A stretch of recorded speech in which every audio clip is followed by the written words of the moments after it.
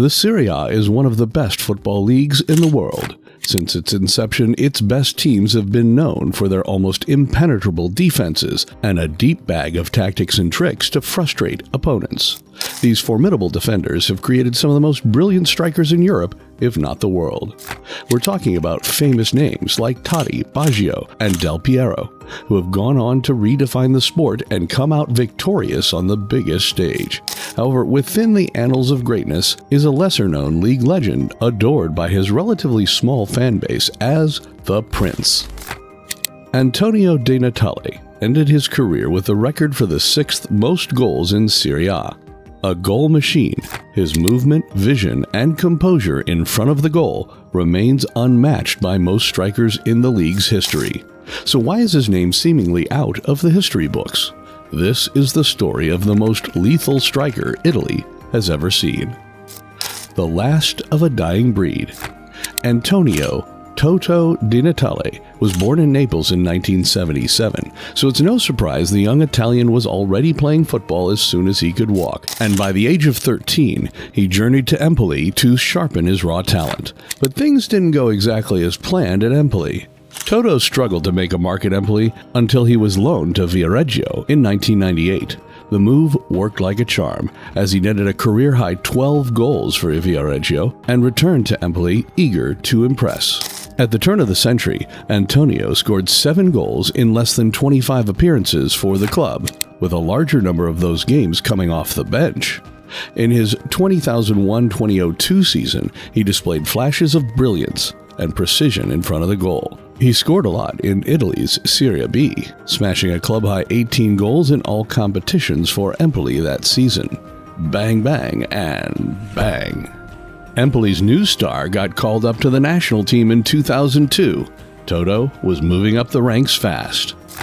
Empoli and Di Natale started their Serie A campaign in style, winning their first 2 games with the Italians scoring in both. Antonio fought hard for his club, and the fans loved him. He bagged his first ever hat-trick that season as his 13 league goals helped Empoli edge relegation. The newly promoted side looked forward to a better campaign the following year. But their hopes were dashed. Their target man managed only 5 goals that season as Empoli failed to pick from throughout the season. They were relegated to the Serie B. Despite these setbacks, Toto attracted interest from other clubs. The striker had acquired a taste for elite football. He yearned to remain in the league and was handed the opportunity when Udinese paid €110,000 for the 26-year-old. Antonio felt right at home in the black and white. He fit into the squad as the final piece of a 3-man hit squad that comprised Vincenzo Iaquinta and David Di Michele. Udinese's coach, Luciano Spalletti, was the bald icing on the cake. He encouraged his players to be adventurous and daring, 2 things their frontman Antonio was. He scored one amazing winner after another to help an unlikely Udinese taste a top 4 finish. Udinese's number 10 swiftly carved his place among Serie A's elite strikers, dazzling with his technical prowess and a keen sense of positioning within the box. Unfortunately, his second season at Udinese didn't go so well. After losing their remarkable coach to Roma and a few other key players, the team struggled and was at risk of losing Antonio too. He managed a meager 7 goals in the league, but his talent was undeniable, and the Bianconeri of Turin sought his services. But this was when Toto showed the qualities that made him a cut above the rest. The spotlight of fame and fortune didn't sway him. Instead, he anchored himself in Udinese, firmly rooted in something more precious, his family. Off the pitch, he was more than a footballer. He was a humble, relatable figure. His humility, devoid of ego, resonated deeply with fans, and the club rewarded him with the captain armband before the start of the 2007-2008 season. The same could not be said of Iaquinta, who left for Juventus in the summer. The fate of Udinese was clearly on Antonio, and he will be responsible for their failure or success in Italy's top-flight competition come next season. To support Antonio up front, the Bianconeri brought a young Fabio Quagliarella at the start of the season. The club was in a rebuilding phase and needed only enough to remain in the Serie A. Little did they know, Antonio had other ideas. The team eked out a draw with Inter for their first game of the season and followed it up with a historic victory against Juventus.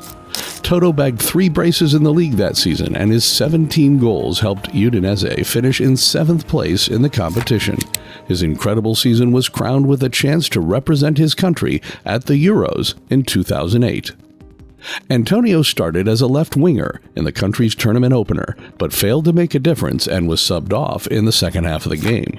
Italy lost 3-0 to the Netherlands, but managed to salvage their remaining games and make it through to the quarterfinals. Italy was to face their toughest matchup yet as they played against a very technical Spanish side.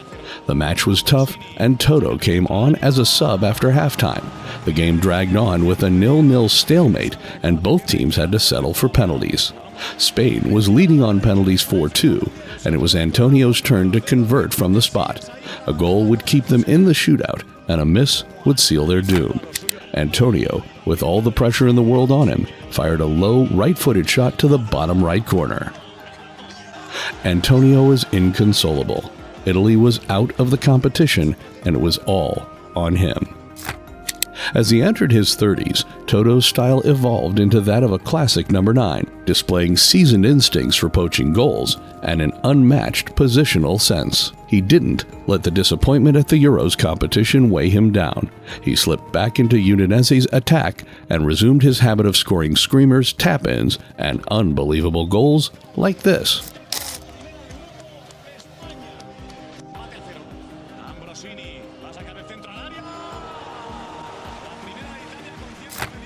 The Italian was 32 at the time, but still looked at the peak of his form. He had managed 9 goals in the previous season, thanks to teammates like Quagliarella and Goran Inler. However, before the start of the 2009-10 season, Udinese let go of Quagliarella, and once again Udinese looked at Toto to spearhead their attack, a role he took on with pride.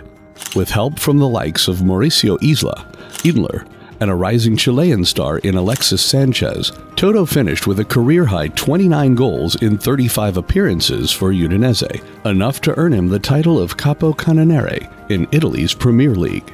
Fans of Udinese couldn't be more pleased. Their club's captain was now, evidently, world-class. A red-hot De Natale easily made it to the 32-man squad as Italy prepared to stun the world in South Africa. Marcello Lippi had confidence in the Udinese forward and looked to him to spearhead the Azzurri's attack. They were to face New Zealand, Slovakia, and Paraguay, a group where they were the favorites to finish on top.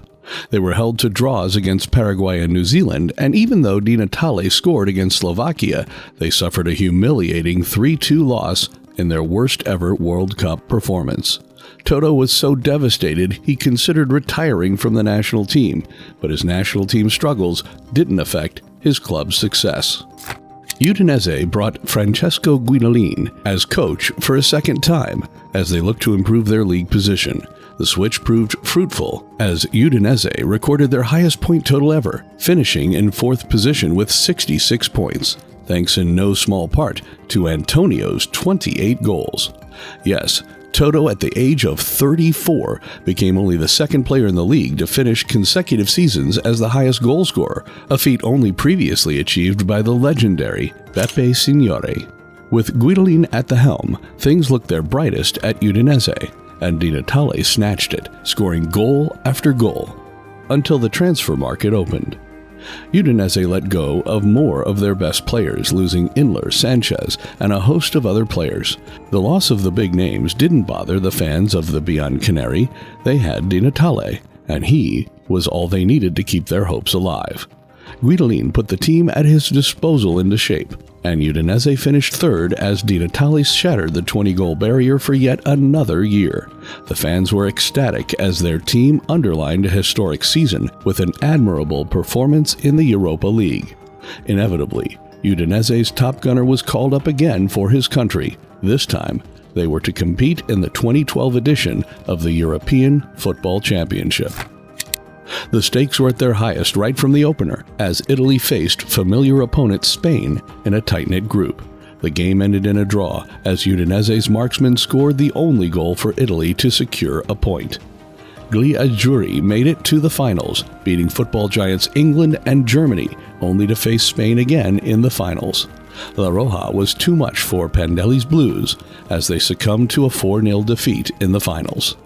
At the end of the tournament, Toto announced his retirement from the national team and shifted all his attention to club football.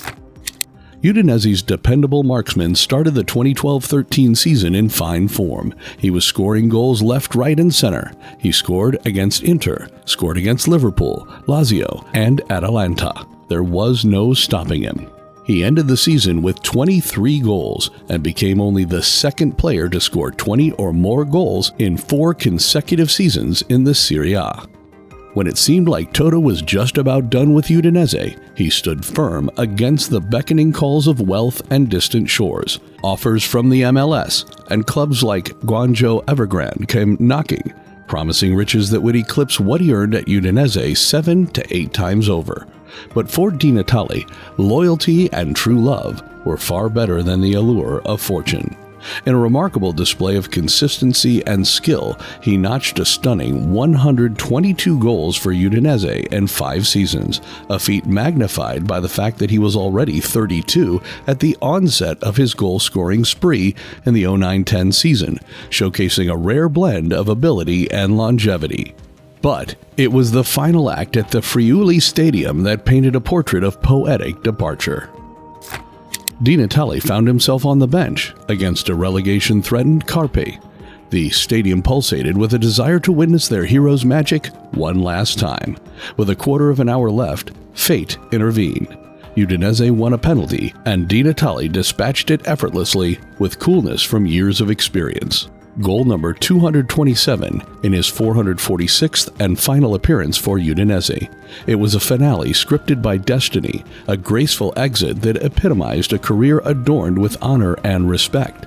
Di Natale's legacy in Serie A stands tall at 209 goals, securing his place as the 6th highest goalscorer in the league's history. Only Piola, Totti, Nordahl, Miazza, and Altafini stand ahead of Di Natale. His tally surpasses monumental names like Baggio, Del Piero, and Batistuta. Many may question why he didn't pursue moves to supposedly bigger clubs, failing to grasp the essence of his definition of success. His joy stemmed from playing in the embrace of a devoted crowd, adored by the faithful in Udine.